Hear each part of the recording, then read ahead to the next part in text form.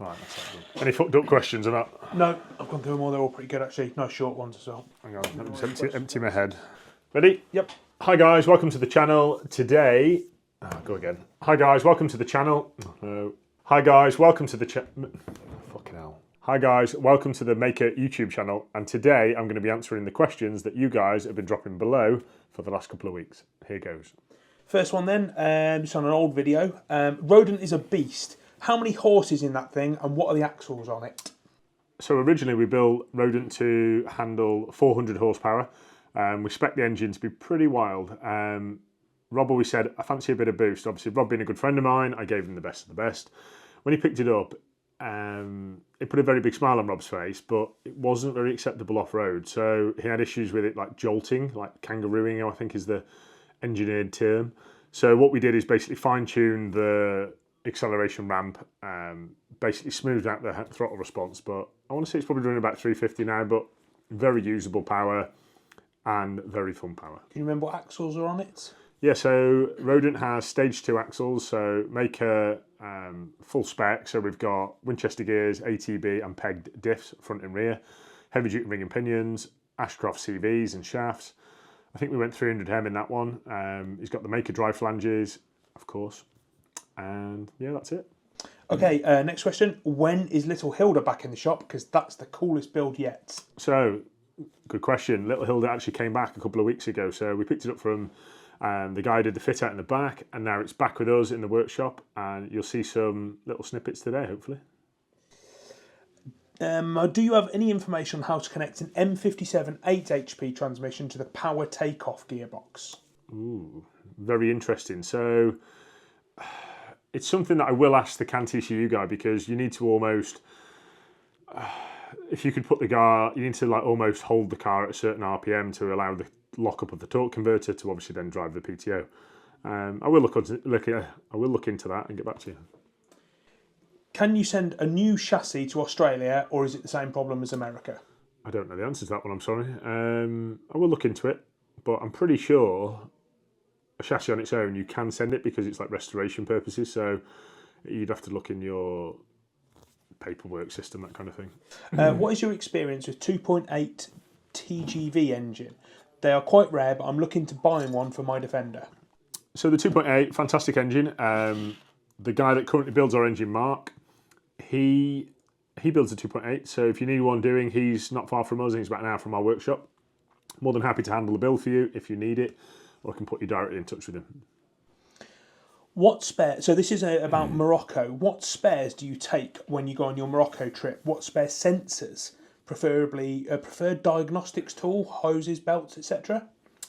Right, so obviously, for those of you that know me well, we are gearing up to do our own Mahker trip, if you like. We're going to call it like Mahker Challenge, something like that. Make it a very fun, interesting thing with about 8 teams. We will be taking, because most of the cars are M57 and manual 6-speed, so we will be taking things like cam sensor, crank sensor, spare belt, a crank dampener, things that are going to get a lot of stick, but you've got to be sensible here because of weight. By carrying a pile of spares, you're then putting your engine under more strain, so that's just, it's backwards thinking. So the bare minimum, cam sensor, crank sensor, stupid little things like probably a little reel, a couple of like spare sensor wires, spare socket plugs, that kind of thing, and maybe an injector. And definitely filters. Air filters, I'm going to take probably 3 air filters and 3 fuel filters. I have an early 90 from 1988 chassis with no rot, but some surface rust. Would you recommend blasting and galv or paint? And if paint, what type? It's mostly used in dry weather.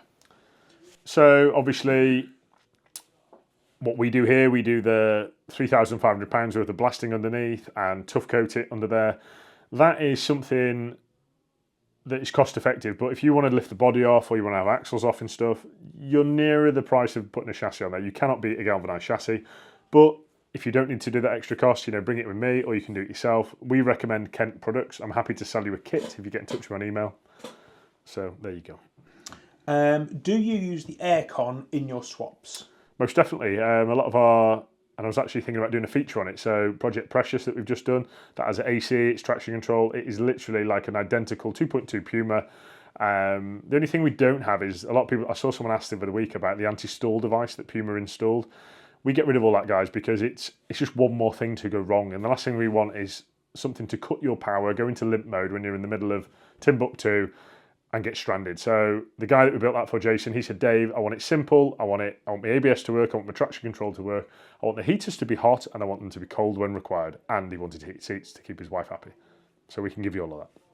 With so many Land Rover chassis options, what is your preferred choice? And what is your opinion on heavy-duty chassis? Are they worth the extra expense and weight over standard Land Rover chassis? So, for those of you that know me, I will not bring negativity to this channel. So, I'm just going to mention one brand, and that is Marsland. That's the company that I use, and I use them, guys, because they're the same as me. They're continued excellence. It's always quality. The craftsmanship is spot on. The welds are spot on, and it comes with a certificate of conformity. Those of you that are propeller and vehicle builders know that certificate, a piece of paper with chassis number. The chassis is stamped legitimately, and everybody is above board and everybody is happy about that. So if you're going to spend $3 or $4 grand on a chassis, guys, why save £1,000 and go with a cheaper brand that is not built to original OEM spec? There's your answer.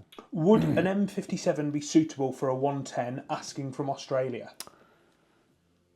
An M57? It says, would an MD57 be suitable for the 110? So you mean M57, yeah. So most definitely in Australia, you've got lots of hills, you've got lots of climbs, you've got great wilderness. Definitely a fantastic engine. It's a great engine for anywhere in the world, really, guys. Like we're building little Hilda. That's going to be going to places like Iceland, South America, anywhere John can take it. What brake horsepower torque limit on a built Defender axles, ATV pegged 300M shafts, HD flanges before switching to a Y61 axles? So this is a very interesting one, guys. I want to say my experience from when I first started, I used to have a lot of toys. We had like Range Rover Classics on, 35-inch dumper tyres and stuff. And yeah, we used to smash shafts. But it's all down to, let's say I'm the end user or you're the end user. If you drive it like a fool, you will break something. I don't care what axles you've got. There's Ultra 4 guys out there smashing axles because they're running 40-inch tyres and Trepadors with lugs on bigger than 2 inches. And everything has a breaking point. And I would always say try and incorporate a fuse somewhere in the car, be it a dry flange, be it a shaft in the front or in the back. Always think about there is going to be a weak link. And yes, you can iron out all the weak links. Like Little Hilda, for example. Little Hilda has some very, very expensive axles underneath it. They are trophy truck spec axles with 35 spline shafts, front and rear, built to be as strong as physically possible. But not everyone has that budget. So my advice is, guys, is get the slack out of the system. Fit quality shafts, quality drive flanges, make sure all your spline faces are lubricated, and most of all, use a good quality oil. I've got a 1991 127 3.5 V8 ambulance camper and an E61 535D auto. How much do I need to save up for the conversion to happen, and what's the waiting list time? Right, so a twin turbo is a headache to start off with. So let me just put that on the table as in like simplicity, well, it's complexity, should I say. A twin turbo, we need to make room for the twin turbo. So straight away you've got Blackbird Industries power steering moot, so you have to convert to a P38 one. There's £1,000 gone. So if you went with an M57 single turbo, you can keep your original steering box, keep it all original. You haven't got to change steering bars. It's a whole lot of work you don't have to do. I must get this call 2 or 3 times a week. Everyone's like, they get really excited and they go and buy a twin turbo. Why? I've got an M57 in here that will wipe the floor with a twin turbo in a straight line. Unless they're heavily tuned. That is the big difference. But compound turbos, yes, they're good and they have their advantages, but for me, it's a Land Rover. Keep it simple. Keep it simple, stupid, guys. And the second part of the question, what's the waiting list time? 2 years. There we go, you heard it here. Dave, I've purchased a 2008 E70 X5. Oh, there's a lot of information here. The engine's got 90,000. It's an M57 N2 with 90,000 miles. Is this a doable swap in a 2.2 Puma, or have I jumped the gun buying something a little too modern compared to an iron block? Yes and no. So Steve that rebuilds my engines for me, his words are aluminium, toffee, SHIT. He's a guy that takes his engine out very frequently and they have issues, guys. So ask yourself, why does Dave fit iron blocks? I'm sick of saying it. There we go. My Puma 2.4 is clocking up miles and is currently sat on 130,000. It's serviced every 10,000 and so on. How much life do you think this engine has left in it? Hard to say, guys. We've seen these. I saw one the other day. What had it done? 310,000 mile in a 2.4 TDCi. The farmer thinks it's absolutely marvellous because he's never put a timing chain on it in his life, and it's still going strong. Yes, it sounds like a bag of nails, and it's still going. He asked me, he said, Dave, how much to put a timing chain on it? I said, I'm not touching it. I said, because the moment I touch it, it'll die. It'll just do it to me. I know it will. Me and Pumas don't get along. But change oil regularly, guys. I want to say 5,000, 6,000 miles. And just keep on top of it. You know, service it regularly. Use a good quality filter. And I heard someone the other day, it made me tickle me a little bit. He said, oh, I change my oil every 5,000 miles, but I don't change the filter. I was like, why not? It's literally like a couple of quid thing. Just do it. This next one is I think it's more of a suggestion than a question, but you know, it might be nice to hear your views on it. I noticed you were using cardboard templates to make the carpet on the 90. Have you considered a 3D digitiser to take these measurements, then print out markers? That way you could hold a digital library of all the vehicles you do. Very interesting, yeah. So Cocoa Mats, they keep a digital folder for ourselves, so we do template and things like that. What you've seen there is when Louis has been doing templating for carpets and things, he's done that because it's been something like an M57 with a 6-speed in a TDI. So we've got that template, guys, and you know, call it old school, but it works. And it's, you know, you can go fancy and you can sell kits, guys, but I'll be honest, I'm getting away from selling too many parts because I find myself wrapping boxes rather than doing things I enjoy. We've had quite a few questions on the recent B58 vlog that we did. This one, Dave, how does it transfer so much through the box into the sofa without stripping teeth and splines? So much torque. Into the sofa? I think that's a typo somewhere, but yeah. I think it means transfer box. Yeah. So it's the same again, guys. So you've got a gearbox, 8-speed, that's going to be behind the B58 or the MT82. So if you have something a lot of slack in it, imagine it's like dunk, dunk, dunk. It's like a sledgehammer smacking something. The more leverage, the more length you've got in your sledgehammer, the more damage you will do. So if things are tight and there's none of that slack, it can't break anything. It's going to spin a wheel. My advice is don't go crazy on your wheel and tyre size. So something like a 265, 75, 18 or 16, something that will spin. Like all of my M57 swaps will spin wheels. You know, like if you plant them in the wet or, you know, a semi-dry day, it will spin wheels. So my advice is, guys, keep your transmission tight. Buy your Winchester gears stage 2 transfer case because, and I will say this, guys, right, the only transfer case I've ever destroyed of Tom's, right, was when the guy at the dyno in the Rolling Road, and I will admit this, happily on video, left the handbrake on because he's a moron. But anyway, that is the only transfer case, guys, and that was pushing 750 horsepower through a transfer case with the handbrake on. You heard it. So the diff was just going on overdrive, sending the power to the front. Just useful one. I thought I'd drop this out because this has been asked. What is your destination? Oh. Well, I guess it's Whitchurch. Near. I don't think it means. Where I live. I think. Yeah. Where are we? Oh yeah. So this location, guys, we're on Whitchurch in Shropshire, and that is bang in the middle of Shropshire. So we're about 10 miles from Market Drayton. We're about 5 miles from Whitchurch in Shropshire, not in Hampshire. Shropshire. Get that right. We had a guy the other day that called me. He said, Dave, I'm a pretty old school guy. I want to say he was about 56 something. He said, I want to come and see you. Blah blah blah. Called me. He said, Dave, I can't find you. He's looking on the map, and I was like, oh my god. And I just knew what he had done. He drove to Whitchurch in Hampshire, which is about. I guess it's because 3.5 hours that way.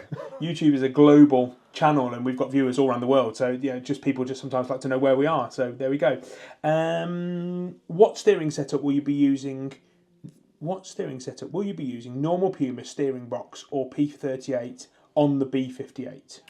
Normal, guys. So if you look on our video, guys, we can fit it no problem. We've designed our mounts to work with the standard one. You've literally got a finger's thickness in between, you know, the ancillaries and the power and steering pump. So the next thing, guys, will be checking pressures and things, making sure power steering pumps are happy, etc., etc. Dave, I know you mentioned this previously, but can't find the video. What is the best BMW to buy for a donor M57 car? I want auto. I think you said previous in X5 2004. Looking to fit it in a Range Rover Classic. Interesting one. So, yeah, so you want something like, if you're going down that route, yeah, iron block, X5, X3, something like 2004 onwards, you will get the later one then. My advice is, guys, try and find ones with an electronic shifter. Obviously, the manual shifter is a lot simpler, but the issue you have is the cable is about this long on the manual shifter, because thinking of BM, the shifter is right above the gearbox. In a Land Rover, you've got probably about this much room, so you're almost then dictated where you put the manual shifter. But the electronic one, guys, you can buy my very beautiful surround. I'm more than happy to sell it you in kit form, but you must buy my cubby box as well. And you can fit the electronic shifter wherever you like. Can you fit a TD5 bonnet to an M57 swapped Puma, or do you need the bulge to make space for the M57? Or, alternatively, can you swap a TD5 for an M57? So, yes is the answer to that. You can fit, because we fitted with my engine mounts, and let me emphasise this, my engine mounts, right? Not MW machines, not other people out there that are making these mounts. There's nothing wrong with their mounts, but they make them so they sit on the Puma mounts. When you're building off Puma mounts, it's all going up, up, up, up, up. And I've noticed now a couple of people, I can't remember who it was now, I think it was Wiseman Engineering. We've just had a set of mounts off him now because we've got a client that's got a galvanised chassis, doesn't want us to cut the mounts off, etc. He's made some, and same again, guys, it's high. So the front of the engine is high, so I think you would need a Puma to clear it. Correct me if I'm wrong. For those of us who don't yet have the pennies for an M57, what can you offer in terms of power upgrades on a 200 TDI, and how impactful will this feel, and what's roughly the budget? So it's a grey area, guys, because you can go upgraded injectors, but you're going to get a little bit more smoke. You can go with a VNT turbo, hands down a very good upgrade, but you need to kind of balance fuel with boost. My best advice would get your high pressure pump off, get it sent to a really good Bosch shop. If you don't know one, I'm not going to tell you what I use because my competitors just go and copy them like they seem to do with everything else. Send me your pump and I will send it to my guy and have him recalibrate it for you. Tweak it up a little bit, but don't go too crazy with it. That's my advice. Love the channel. That's nice to hear. How much horsepower can you put on an M57 without needing to beef up the axles and the diff? Goes back to my previous answer, guys, is if your transmission and axles are knackered, you'll break it with a standard one. You'll break it with your TD5, you'll break it with your 300 TDI if driven like a fool. My advice is if, I think he's where he's going with this, is so let's say you started with a 204 horsepower, put a remap on it, you will see probably 250, 275 horsepower with a good remap. Put a hybrid turbo on there, you'll see 300 and so on with injectors, valve springs, etc. My advice is keep it simple. If you were to sit around the 250 region, I tell people now, you will be safe with axles and things because the way the power curve comes in with the M57, it's very gradual. Well, it's not gradual, it's far from it, but it's very linear. It's not very like whack, but it's all down to who drives it. This is one that if any other owners have had vehicles off Dave want to chime in, that'd be really useful. But apologies if this is asked before, but are you able to provide any guidance on how an owner would go about advising any of the authorities, like the DVLA, of such a change? This was in response to our M57 conversion video. Do you provide any documentation to support that conversion? Yeah, so with every conversion you get an engineer's report signed by me, myself, stating that the vehicle has been converted to British standards and it meets A, B and C criteria. We list the new engine number, we list the donor vehicle that the engine was taken from, and we're yet to have one, let's say, ignored from the DVLA or rejected, so must be doing something right. There we go then. Two left. Do you keep traction control and off-road functionality with an engine swap? Yes. So previous answered, we do keep the ABS module and we do keep the traction control. Last one. Those retro headlights are amazing. Can you get a warm light rather than the usual blue-white LED? And I also love the stage one looking grille. Thank you very much. So yes, you can. I think Holly do a warm light, and the ones actually on Cagney are warm. They're not the ice blight, like what do they call them? The Xenons that I think was the craze in the Max Power days, but they're definitely in keeping with the classic look. Anyway, thanks again for watching, guys. Really appreciate these questions. Sorry I'm tired, guys. I've got a little baby at home that keeps me up all night, so sorry for yawning. I'm not being rude. And I do actually like answering these questions. It's nice to see a bit of positivity, and for those of you that keep leaving negative comments on my channel, do one.